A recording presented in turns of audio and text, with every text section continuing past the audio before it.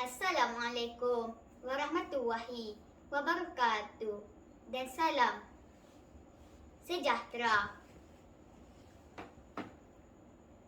Sebelum lidah bersusun kata, sebelum bibir terus berbicara, izinkan saya memperkenalkan diri terlebih dahulu. Saya Marisa Imanina binti Muhammad Nurli. Saya merupakan murid tahun 5 dari Sekolah Kebangsaan Perempuan Bukit Kuda, Kelang, Selangor. Saya sangat tertarik dengan 5 buah buku pilihan yang saya baca. Di antaranya buku Siri Saintis Cilik. Buku ini mengandungi 5 siri. Saya memilih buku ini kerana ia menggunakan projek elektrik mudah dan menggunakan bahan di persekitaran. Buku ini ditulis oleh Suhaimi Mamat. Buku kedua ialah buku Koleksi Cerita-Cerita Tauladan. Buku ini ditulis oleh Syamila Muntazar.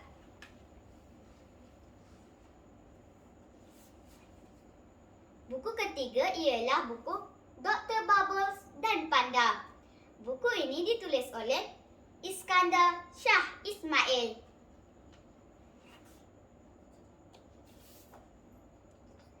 Buku keempat ialah buku Sarah dan Kerusi Ajaib.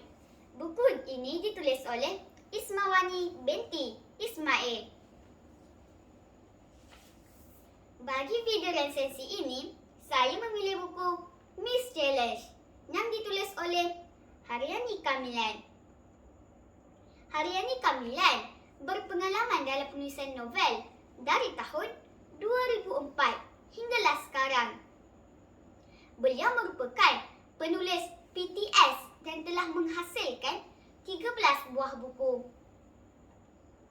Buku ini diterbitkan oleh Bokyut pada tahun ini, yang itu pada tahun 2021, yang mempunyai sejumlah 122 halaman buku surat yang bercetak. Saya memilih buku ini kerana ia menggunakan bahasa Melayu penuh, jalan cerita yang patuh syariah, konten yang menarik dan mudah difahami oleh kanak-kanak yang sudah pandai membaca seawal umur 7 tahun. Tajuk asal untuk buku Miss Challenge adalah Legenda Penyahut Cabaran. Walau bagaimanapun, pihak penerbit meminta untuk ditukarkan ke bahasa Inggeris supaya kedengaran buku ini lebih menarik perhatian pembaca pada masa kini. Miss Challenge mengisahkan tentang 2 orang pelajar perempuan, Wani dan Shalma, yang suka menyahut cabaran membahayakan nyawa. Suatu hari, Shalma mencabar Wani memanjat sebuah menara usang di tengah pekan untuk berselfie. Wani tidak menolak cabaran itu. Cabaran itu disahut dengan penuh semangat. Namun, malang sekali Wani terjatuh dari menara itu dan menyebabkan kecederaan yang serius. Shalma berasa bersalah kerana dia punca kemalangan itu berlaku. Sejak itu dalam diam, Shalma telah membantu meringankan kos rawatan Wani. Sejak peristiwa itu, Wani menaruh dendam terhadap Shalma dan meminta pengikut Instagramnya memberi cadangan cabaran kepada mereka. Lalu, pengikut Instagramnya mencadangkan supaya Wani menghafal surah Al-Mulk. Wani terkejut kerana dia sudah lama tidak membaca Al-Quran dan tidak mahu menyahut cabaran itu. Melihat respon Wani, pengikut Instagramnya mula berkurang. Jadi, mahu tidak mahu, Wani terpaksa menyahut cabaran itu.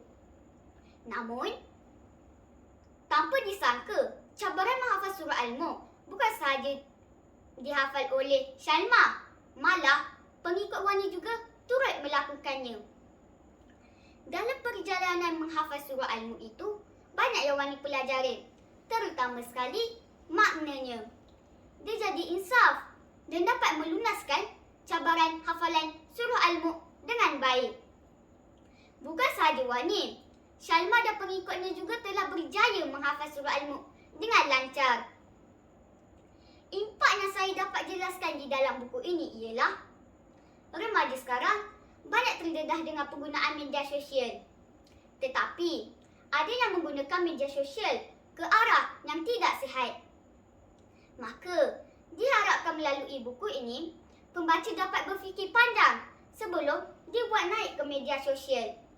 Gunakan media sosial untuk menyebarkan kebaikan, bukan mengalahkan keburukan.